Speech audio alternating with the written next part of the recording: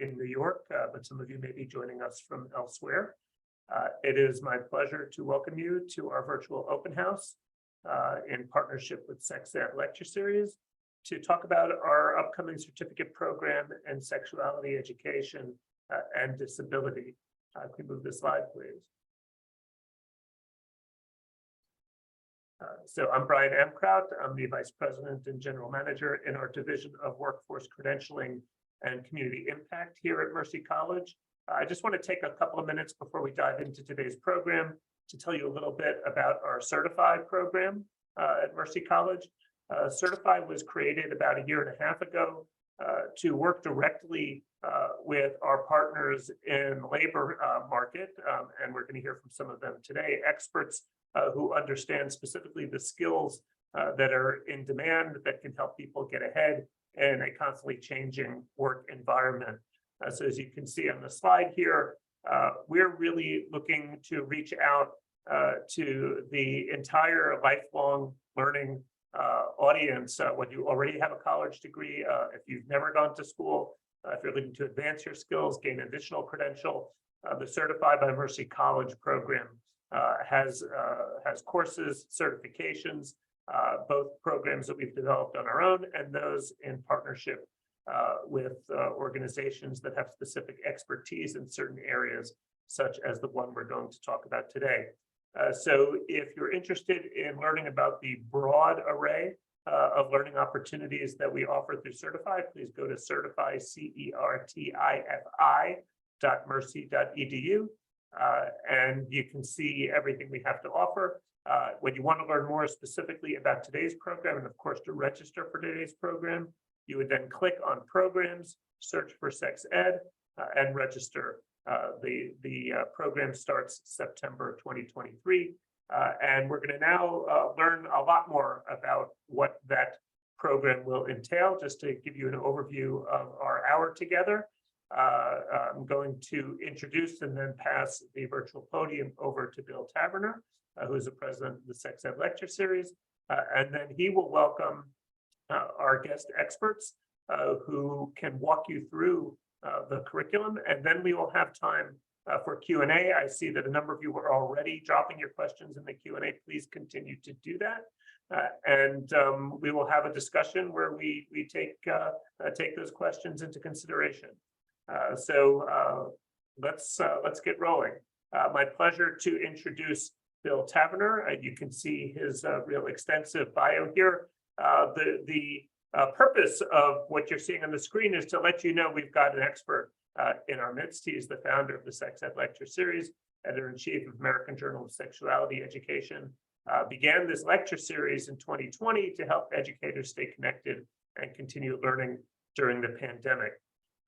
We're really pleased to partner with Bill and his organization. Just a great example of an institution, Mercy College in this case, recognizing really the tremendously valuable perspective of experts that work in the field that they can bring to bear and share with working professionals to advance their career goals and provide them certifications that will help them serve their clients, their constituents, and the organizations that they work for.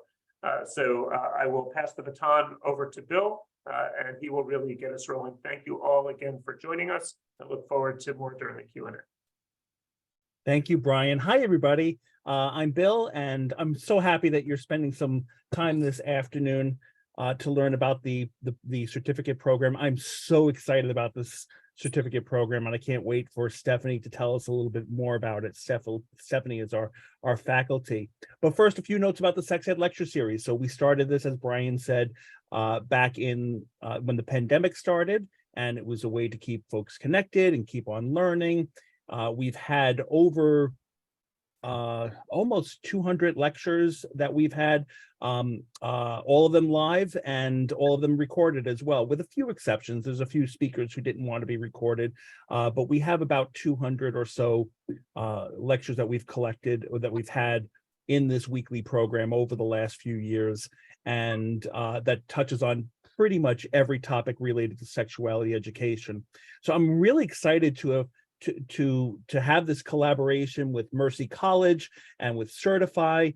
I'll share my perspective on the subject, which is that folks with disabilities are often invisible or treated as invisible in the sex ed world, and I'm very pleased of the movement of Sex Ed for All, that we need to be inclusive of everybody. My own background is, before I was doing Sex Ed, I was managing group homes in Staten Island, New York, with working with folks who had been relatively recently deinstitutionalized from Willowbrook. If you know a little bit about the history, then you know what I'm talking about. And if you don't know, then you can Google it. But a lot of my early work was focused on working with people with in group homes, working with folks with intellectual and developmental disabilities, and definitely seeing firsthand the need for sex education. Some of my earliest work was in developing consent assessment tools, which I first worked on in the early 1990s to help measure sexual consent capacity among people with different levels of intellectual and developmental disabilities. And as it relates to the Sex Ed lecture series, we've had at least a dozen, maybe 15 or so lectures dealing specifically with disability in one way or another. So so I approached Mercy College and I said, like, hey, I'd really like to put together some kind of certificate program.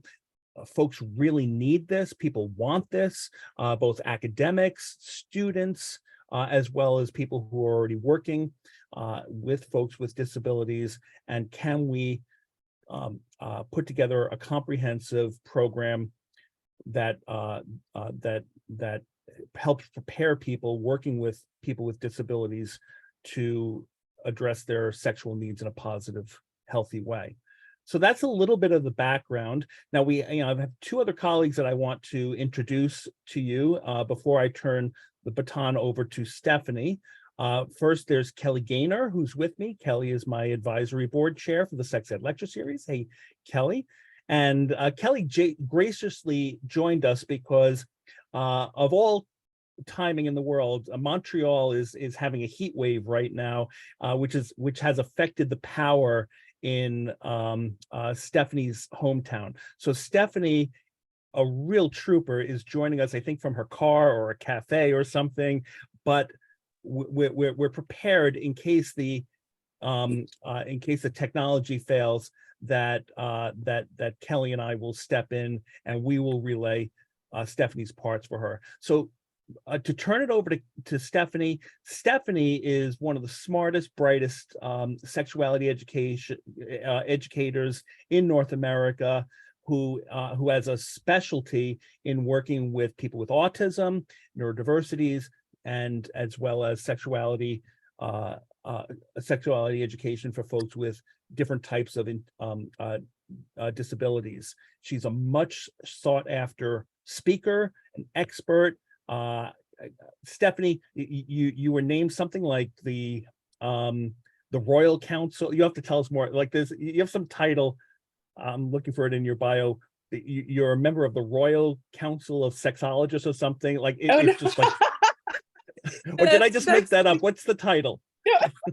But I like the way that sounds. It's the Order of Sexologists of Quebec. So we actually have an order for sexologists here. So maybe not as royal as you're, making it out to sound, but there still, should be a royal council or something. Royal. Yeah. Well, but your words are very kind, Bill. Thank you. And I am so disappointed that I can't have my camera on so that you can see me. And of course, I can't see any of you. Bill is right that I'm in a heat wave in Montreal, and the power just went out across half the city about an hour ago. So I'm really sorry. And I turn on my camera and then my phone can't handle the volume on Zoom. So I'm going to talk through some things. We're going to pretend like we can see one another, and certainly this is not an ordinary kind of event at all. It's just a blip in Montreal right now that's experiencing some heat. So let's get to what's really important. I have been, thank you, Bill, for that intro. I've been a sexologist for the past 20 years. I'm certified with ASECT, which is the American Association of Sex Educators, Counselors, and Therapists. Although I do think we should rename that the North American Association. I'm just going to say that because I'm from Canada, and it's our certifying body across North America. I'm also a member of the Order, as was said, of Sexologists of Quebec. And I have been faculty at Concordia University here in my hometown for the last 21 years. And I teach.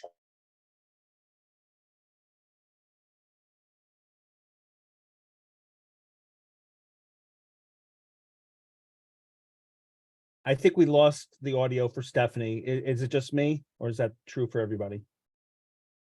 Yes. Okay, well, Stephanie, join us when try to join us when you can. Whenever you jump in, then we'll turn it back over to you. And I think Kelly and I are going to take it from here and give you an overview of the program. Stephanie will interrupt us when we're able to get her audio back. Just a note that I just answered in the chat, and I don't think the chat is enabled for everybody, so it goes to the panelists and to the host. But I'm answering this for everybody because I think it will be of interest to everybody. And the question was about whether or not the course will provide ASECT credits. That's credits from the American Association of Sexuality Educators, Counselors, and Therapists. And yes, it will. It's a 24-hour course, and the SexEd lecture series is an institutional provider of ASECT CEs. So folks who participate in the course will get 24 ASECT CEs in addition to your certificate from CERTIFi and Mercy College. You'll get the ASECT CEs whether you want them or not. Hopefully you want them, become certified.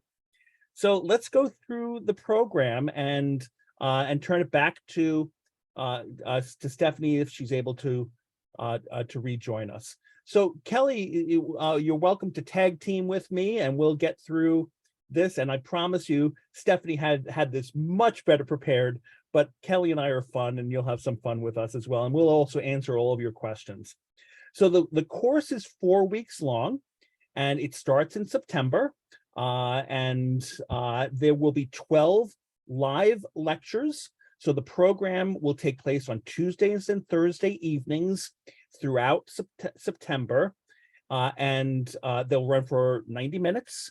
And if you're doing the math, you might think, oh, that only adds up to 12 weeks, 12 hours rather, but the other 12 hours are pre-recorded content that folks will be watching at their own pace. And I know Stephanie has assigned specific content for specific dates. So week one is, Kelly, let's go back and forth so we're not just hearing my voice. You want to take week one? Sure.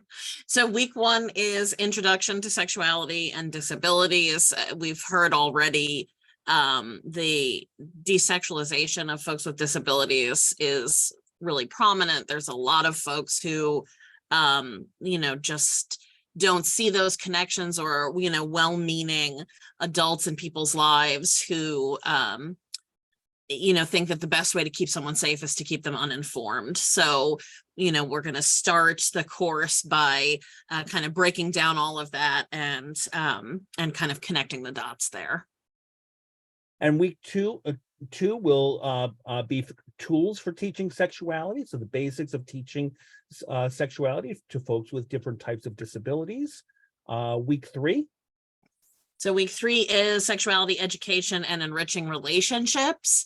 I think sometimes one of the places that folks are sort of more comfortable in is saying like, okay, well, let's make sure that people are in healthy relationships, and let's talk about some of those pieces. And that can often be a good way to get in to school systems or group homes or wherever folks are doing their education.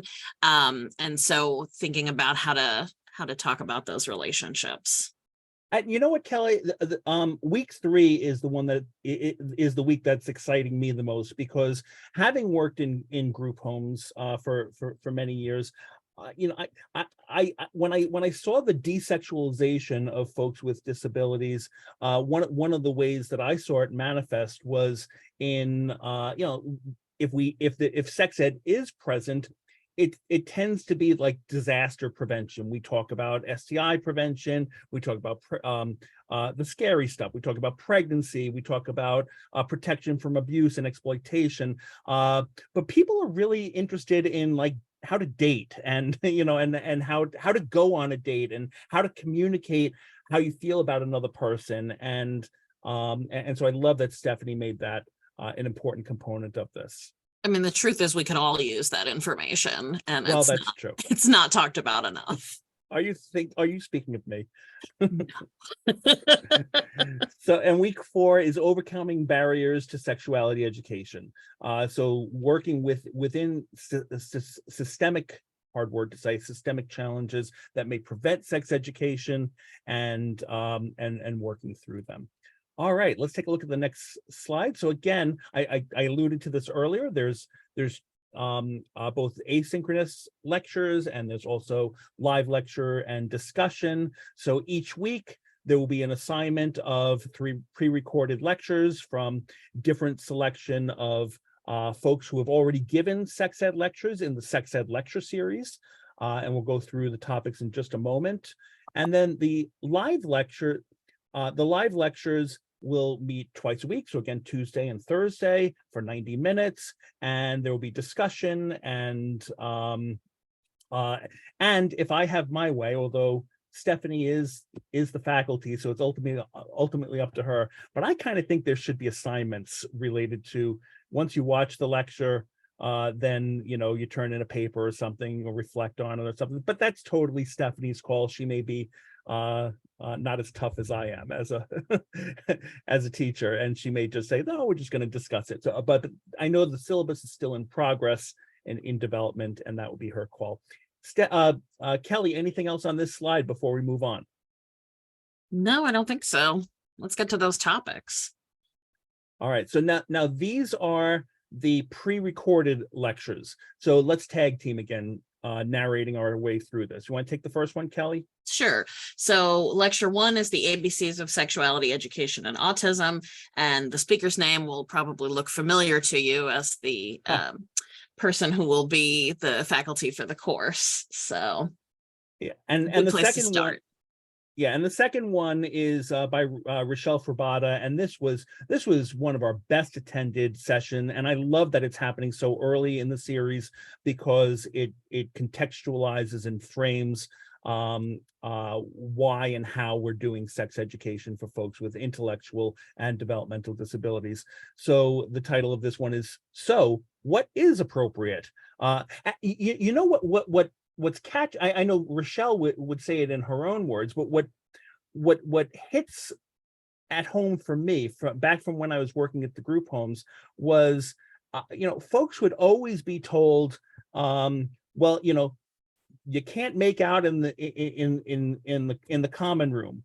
Well, you can't. Well, okay. Well, where can we go? Well, I don't know, but you can't be in the living room doing this. And so then folks would do it. You know, would make out in the stairwell or on the bus, and then they would get, quote unquote, caught and in trouble for this, because we're always, you know, shoving people off.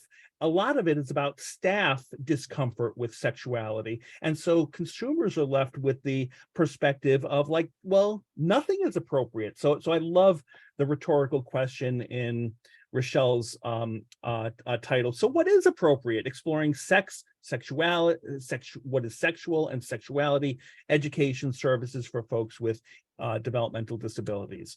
Okay, you got the next one, Kelly. I know I ramble when I talk, don't I? You're good. So lecture 3 is sex education through a neurodiversity lens, understanding accommodations and application, by Dr. Matt Sekreski. And, you know, when I think about this lecture, I think about how centering folks with disabilities can actually really make things more accessible for everyone. And, that some of the accommodations that we may be talking about in a lecture like these, like this one, really ends up helping a lot of learners, not just folks who are neurodiverse. And these are the pre-recorded lectures of week 1. They will be assigned for week 1, but they will be accompanied by other topics that Stephanie will be teaching about. And hopefully we have a slide for that explores that a little further. We will see. So lecture 4, again, these are the pre-recorded lectures where we're focusing on tools for sexuality, is accessible sex education with Ali Kriofsky-Maniela, and I'll let that title speak for itself. I don't know if I have anything else to say about making things accessible. That seems to capture the entire purpose of what we're doing here. Kelly, how about 5? Yes, so lecture 5 is developmental disabilities and sexuality, and that's by Catherine McLaughlin, who is a huge name in sexuality and disability. She's the founder of Elevate Us, which is a really awesome program around sex ed and folks with disabilities. So I've unfortunately always missed out on getting to hear her speak, but I have heard only good things. So I think folks are in for a real treat with that one. Yeah, she is a powerhouse. Catherine also keynoted, I think 2 years ago, the National Sex Ed Conference. And like Rochelle's session, this also provides, this particular lecture provides a terrific overview as well. Lecture 6, going around in circles, and those of you who have been around for a while, like me, will recognize the reference to circles there, especially once you see Leslie Walker Hirsch. So Leslie developed in the 1970s, but it's been updated so many times over the decades. This model of concentric circles as a way of teaching relationships. How you relate to another person depending on where they fall within a circle. Are they a close friend or family member? Are they a friend that you just kind of, you might not go up and hug, but you might, say hello to or give a wave to? Or are they a stranger?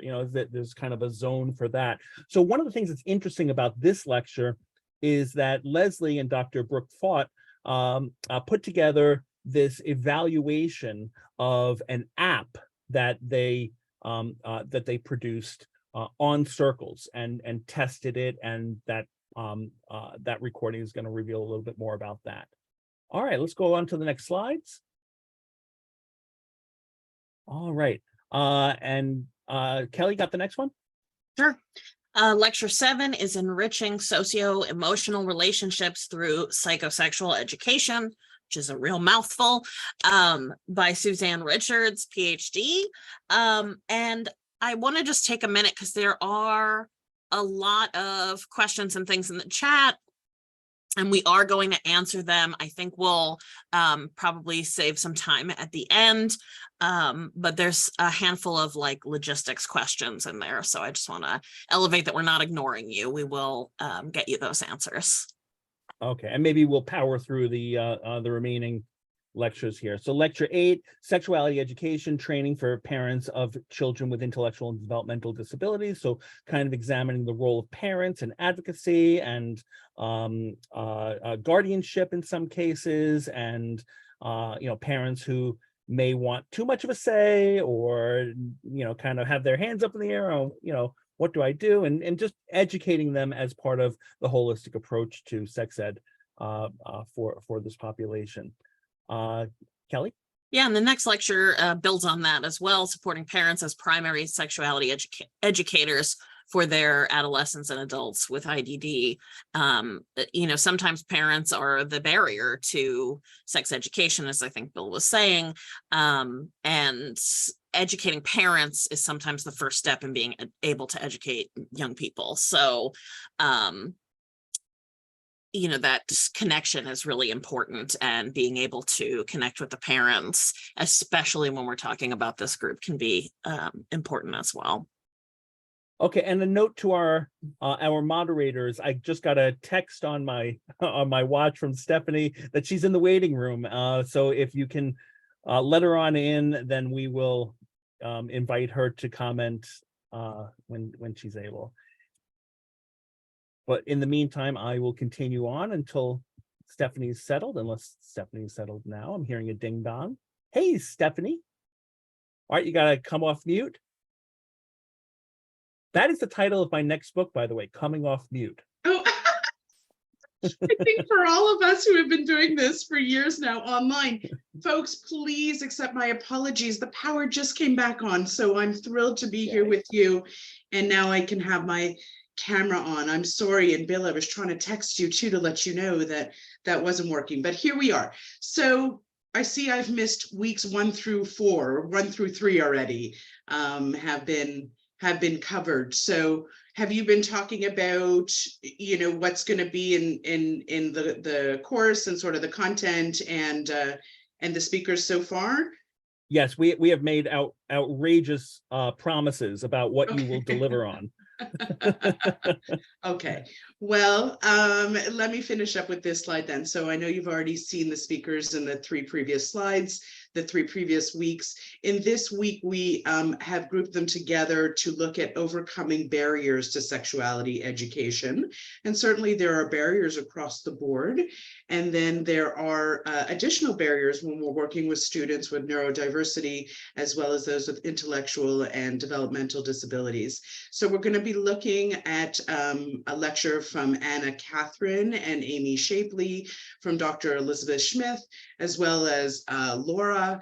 And we're going to be looking at barriers to sex education, making sexual health education accessible. And then I love this title, Pleasure is Not a Dirty Word. So my understanding is that you will have already spoken about this, that part of the course is going to be asynchronous, that students will watch these videos on their own time. And the way that we've separated this is going to be there will be 3 videos per week. So we are going to ask participants to watch 2 at sort of at the start of the week, because there's more time over the weekend generally. And then, you know, when we meet together on the Tuesday, and then watch 1 more in addition for the Thursday. And when we get together as a group on Tuesdays and Thursdays, we're going to discuss the videos, but also do additional information and fill in more information. We'll do additional lectures and lecturettes. And then we're going to have time for some discussion, some review, and we may do some, you know, some quizzing in there as well for requirements. But it'll be our time to discuss these issues and thoughts and questions that come up together. So have there been any questions that have come up on the content? We're now week 4. Bill, was there anything that came up on the content? There's a whole host of questions in the Q&A, but we're planning on leaving that for the end, unless you want to pause and start taking questions now. But before we do the questions, Stephanie, can you tell us a little bit about what you have planned for the live lectures? Sure. So each week, as you saw in those slides, there's an overall theme that we're going to try to tackle. So there's introduction, there's tools, there's a focus. Week 3 is on relationships, and week 4 is on overcoming barriers. So we are going to create a PowerPoint lecture that is going to contribute or enhance the videos that you will have watched. So there'll be 3 in those themes that you will watch on your own time. And then we're going to build a PowerPoint lecturette in that time to share with you with additional materials, things to think about, more information, more tools, more ways to adapt materials, and additional resources. So how I conceive this at this point is we'll be meeting for an hour and a half on the Tuesday and an hour and a half on the Thursday. I think probably the first 45 minutes or so will be additional lecturette, and then we'll take the rest of the time to discuss both the lecture as well as the videos, and answer any questions and have discussion from there. Thanks, Stephanie. I wanted to, reiterate, you're already answering a few of the questions that are in the Q&A around the timing. because when we were running through the slides of the lectures, they said, you know, week one had certain dates and then 3 lectures. The lectures are self-paced. People watch them on their own. Those dates you saw on the slides are the live sessions, correct? That is correct, absolutely. So those are the live sessions, which it's 4 weeks in September. So there's actually 8 sessions, 2 per week over 4 weeks, and it'll be the Tuesday and the Thursday. And we're meeting for an hour and a half each time. But exactly as Brian is saying, students will, or participants rather, will be able to watch the videos on their own time. And we think a good way to break that up will be to watch 2 in between the Thursday and the Tuesday, and then 1 in between that shorter period of the Tuesday to the Thursday. So that seems logical, but the whole week is going to address, you know, the whole theme. So there's a bit of flexibility in there. We know that life happens, like careers and families and children, and internet goes down. So there'll be some flexibility. But before we go to the question, and maybe this is one of the questions, I'm not sure. Well, let me back up a little bit. I wanted to ask a little bit, or maybe talk a little bit about our the Nothing About Us Without Us movement. And Stephanie, if you and I can talk a little bit about our plans for making sure that we're engaging consumers and getting their input. Do you want to speak a little bit about what we've talked about regarding that? Sure, You know, sure. the team of Thank about you. 5 or so folks that we're working with. Yeah. Sure, thank you. And actually, I'm sorry, I don't have all their names in front of me, but I know some of them. But to Bill's point, one of the things that we talked about that would be really important for us and our process in this and our you know, set of values around this course is to include folks from the disability community to give input, you know, with us, and to share their thoughts and to give feedback on the curriculum and the resources used. So one of the things that we've been doing is interviewing and working with a number of different consultants and specialists in the field who are both advocates, either experts or advocates around disability, or who are also disabled or have disabilities in some way themselves. So we've been doing some interviews that participants will be able to watch. And I do know that we're going to have a few what are we going to call them? Like info, like a focus group. Okay, focus group. Thank you. We're going to have a few focus groups coming up with different folks who belong to various communities that we want to address, so that they can give us their feedback as well about what works for them, what may need some tweaking, or what may need some adaptations. And I think that's really part of how we all work, especially working with people who learn in different modalities and different ways. We want to hear that feedback. And we want to be able to incorporate that. So, so we certainly will be doing that on our end as well. So it'll be folks who are experts in the fields, but also folks who are advocates and folks who identify as having disabilities themselves as well. And can you confirm for the group, because I don't know if we said, what time of day will the live sessions be offered? Because we actually wonderfully have a number of participants. Sure, I'm sorry, you're right. I don't know if it's actually listed there. We've settled on a 7 p.m. start. So, and we're going to be doing 90 minutes or an hour and a half. So it's 7 p.m. to 8:30 p.m. So that's Eastern time. Eastern, thank you for pointing that out, Eastern. And I think we settled on that. We hope that that works or is able to sort of catch as many people as possible, because it's a little bit past the work hour for most. It's a little bit past the dinner hour, especially for people who have younger children or caring for others. So we're hoping that that's a time slot that works for most people. It'll be 7 to 8:30 Eastern time, PM, not AM, PM. I'm an early riser, but I don't know how early everyone else is. It'll be PM. Okay, so we've got a few more questions in the Q&A box. I encourage others to keep sending them in. Let's talk a little bit about it. One of the questions that came in I want to address was funding mechanisms.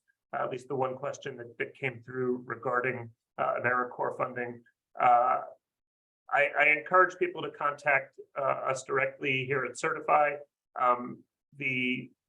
The rules are sometimes different for non-credit programs, so we will explore and advocate for utilizing those resources, but we'll be in touch with you directly. So don't be sorry for the technical question. That's important. And I think there was something similar that Kelly may have answered. But Kelly, can you answer that for the entire group? I think it was PrEP funding. Which question about PrEP? Yeah. Yeah. Yes, I jumped in on that one because I am a TA provider for PrEP grantees, so I figured I could answer that. So the question was, will this program provide participants with an evidence-based curriculum that they can implement in community programming? And so the answer to that is no, but it will provide tons of really valuable skills and information that could be used to adapt an existing curriculum. So if you're already implementing, say, making proud choices or something like that with your PrEP programming, you could potentially make some adaptations based on the information in this. There are also a couple of curricula that are out there specifically for folks with IDD that you could look into that are on the unofficial list of available programs for PrEP. So Excellent. yeah, great question. Stephanie, when you are running the synchronous sessions, will those be recorded?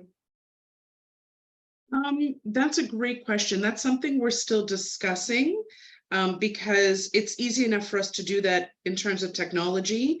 But one of the things that I have found, and others' experiences may be different, but sometimes when we record things around the topic of sexuality or sexuality education, sometimes it can prohibit people from jumping in or asking questions or giving case studies or wanting to, engage in a way that they may if the cameras weren't rolling.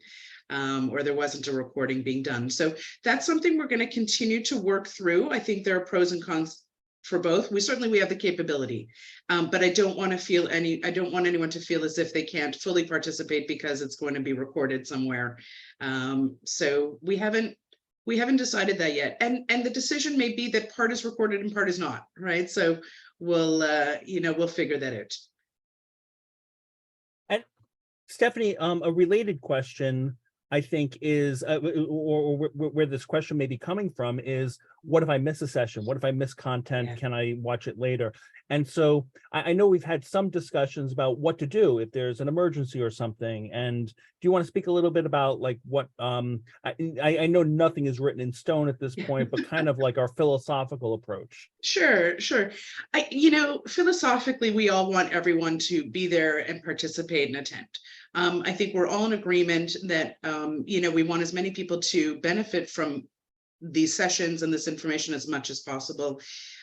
We also understand, as I very clearly exhibited today, that life happens and things, happen unexpectedly. And so we've got a little bit of flexibility there, and nobody's looking to leave anyone out or, exclude them in some way.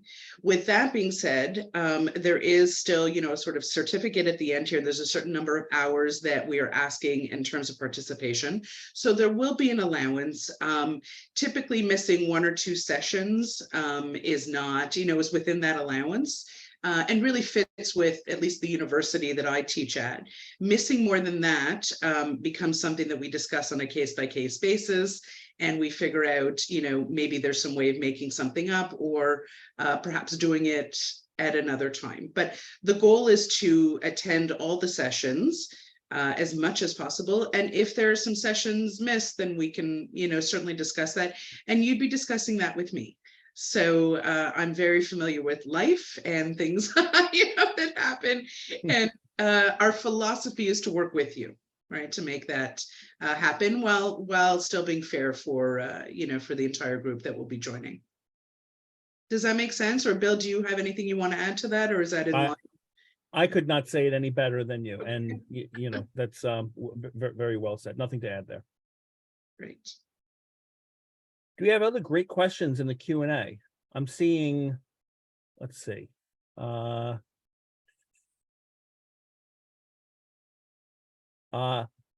I see one comment. I don't know if it's a question, but it's a comment, and it will definitely take it to heart.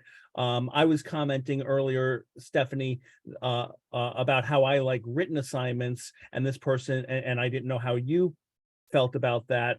But this person pushed back and said writing assignments will be a barrier to many, but perhaps there's some type of accountability or check for understanding that would be great.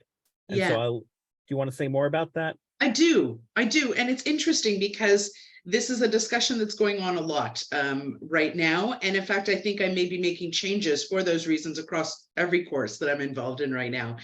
Traditionally, I have assigned written assignments, and I do think it's a big stress and barrier for a lot of folks. So that's one piece. There's also a whole other thing going on with AI and chat and all sorts of things right now. So we're not going to get into those sort of murky waters. But the question becomes, how do you evaluate someone's understanding or learning, right? And so I feel at this particular point that a better way to do that is simple sort of quizzes through a multiple choice option. So the answer is there. It's not a question of recall or writing skills, it's a question of recognition. If you've read or watched, in our case, watched the videos, understood the material, it should be a simpler process to sort of, to be able to identify the information. So there will be some evaluation component, and that's still being worked on. But from my perspective, it's really about students and participants learning. This should not be about tricking anyone. This should not be about, having anyone feel excluded. It's really just a way of sort of evaluating whether or not the content is being, ingested, it's being, understood. And there may be some sort of feedback paper at the end about best learnings, which will sort of be a pass or fail.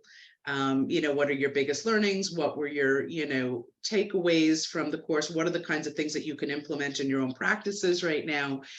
Those kinds of things, but it'll be more about a reflection of what you're walking away with and less about an exercise around a paper being well written or constructed.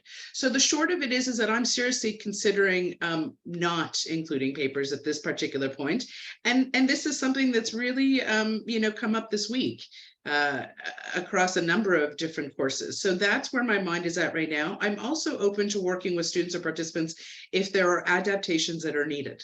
Right. In other words, if we're doing a quiz, for example, and a student would like an adaptation, then I encourage people to talk to me, and where adaptations can be made, I'm very happy, to do that. So it's still a work in progress. As you can see, we haven't dotted all the I's and crossed all the T's, as they say, just yet. And we're also going to wait to get the feedback from our focus groups to know absolutely what they're comfortable with as well, and then go from there. Does that work for most folks? I can't see anyone in the group, but I'm wondering how people feel about that. Usually students and participants are happy when they hear there isn't a paper. I don't know. So there's hands thrown up. Hands are up, yeah, okay. Yeah. But thank you, of course, for being responsive to the differences that are out there. So a question that I did not see directly, but I'm curious about, what job roles do you see would benefit most from this training? You've got people in a lot of different positions that have to deal with the challenges that you address. But could you just talk about that a little bit? From a professional perspective, who's going to benefit? In what different ways from this training? Sure. I'm going to jump in and tell you what I see, but then Bill, maybe you can jump in and say what you see, because I think that the job roles might be a little bit different based on geography here, or some of the titles might be different. So from my perspective, certainly sexuality educators have want information around working with folks with autism or, other neurodiversities or intellectual and developmental disabilities. Certainly educators, right, that are working with these populations that want information on sexuality, right? So it's sort of one or the other. There are interveners, or interventionists, there are behaviorists, there are people, therapists, counselors that work in clinics, in group homes. Really, there's a number of places where this information is needed. And basically anybody who works with populations of various or special needs And anybody who deals with folks around anything from hygiene to puberty to healthy relationships to sexuality to gender identity, sexual identities. So that kind of means almost anybody who works with people, right? This could come up. So that's the short list, anybody who works with people. Bill, do you have something to add? I think it's going to be an interesting mix of attendees because because we are casting the net quite wide and inviting people of different disciplines. Both we definitely see the movement in sexuality education to make sex education more inclusive. So I know that this is a top priority for sexuality educators to gain these skills and to be able to produce a certificate that you went through a course such as this, as well as to collect 24 ASEC CEs. But I also think that folks who are working in group homes, folks who are working, who are direct care workers or counselors or clinicians within group homes, within other programs servicing folks with different types of disabilities will also find this valuable. I know that when I was working in group homes in Staten Island in the early 90s, my employer would have paid for something like this so that we could better meet the needs of our participants. So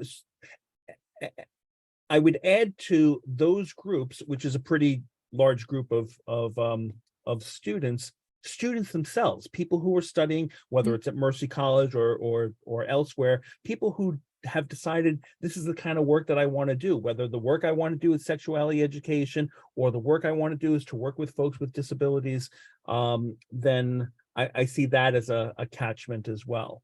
Yeah, and if I could jump in and just add to that as well, I really hope that this course attracts folks who also have experience working in the realm of sexuality for those with intellectual disabilities and or neurodiversities, because I really want to hear multiple voices. We're not only hoping to bring in people that have never taught in this area, have never dealt with sexuality, have never worked with, folks with different needs. I want to hear people's expertise. And I think that there's no one, authority in this area. And so I think it's really wonderful when we can get people who have experience together and to share. There's always something new to learn. Maybe some of this information is not entirely new to some folks, but there are new things to learn, new ways of doing things, new resources, and then also sharing expertise with others. That's one of the really cool things about our field, is that we do get to share information together. So I'm hoping that's some of that in the course as well. Stephanie and Brian, I want to tackle the questions about, or the comments about, the time at 7 p.m. Eastern time on Tuesdays and Thursdays. So I simply want to acknowledge that we have a couple of comments that say, "Oh, that's great, that'll work great for me," and a couple of comments that say, "Oh, that's going to be really hard for me." So that's, welcome to our world of scheduling webinars, right? Not everything works for everybody. So we understand if it doesn't work for your schedule, and if, depending on how enrollment goes, I'm sure that we'll be assessing how we do things in the future. There's also a comment of someone needing to wanting to enroll, but missing some time because they need to be in Amsterdam, to which my response is, I wish I were going to Amsterdam. But it sounds like the person would miss 2 live lectures, and that might be at the limit of what might make it difficult. It might be passable, but if you miss a 3rd one, then, I'm not sure that we can issue the certificate. But Stephanie or Brian, do you want to comment on that at all? I think we're obviously want to do our best to be accommodating, and this is our first iteration in partnership on this program. So this also addressed the question of whether we might do this in the future. And obviously we want to see that it goes well, and we would love to do more. But that would give us the opportunity to think about alternative scheduling in the future that maybe does accommodate the West Coast a little bit more. But as Bill said, I think we're all getting used to this environment. You can't be everywhere at the same time. You can't be 2 places at once, even with a computer. You know, for now, you know, we're going to run this as the 7 p.m. Eastern, and hope that folks who have you know, living in other time zones can accommodate. But certainly, we're open to, you know, to thinking about you know, other iterations in the future. Yeah, I agree with that. I think perhaps a midday, you know, down the line could also work for folks, you know, sort of a lunchtime, but of course that's also problematic for another group of folks. But for whoever's going to Amsterdam during that time, fabulous. I'm going on Monday to Amsterdam. And so Oh, no kidding. I am. I don't think we've spoken about this. I happen to know it's 6 hours in advance. So depending on how sleepy you get, that's 1 a.m. for you. So if you could stay up and join us online, that's certainly an option. But being online, you know, folks can log in, you know, from wherever they can. But as Bill said, it is on the limit, sort of missing 2 courses. And I wouldn't let that stop you if you really want to take that now. We can certainly work it out together. And as to the folks who are inquiring about the deadline for registration, we are capping the class because it's a, you know, it's a group dynamic. It's going to be interactive. We've already got some registration that people are signing up. I would just recommend signing up sooner rather than later. No guarantee if you wait until September that there'll still be a spot available. So that's the easiest way to answer that question. And actually, our next slide, Theron, if you don't mind to move it to that, it speaks right to that, Brian. There we go. Great. So that's that information. And we can continue to answer questions now, but that's the information on how to register and where to go. So if folks are wondering, because it fit in really nicely, Brian, with what you just said.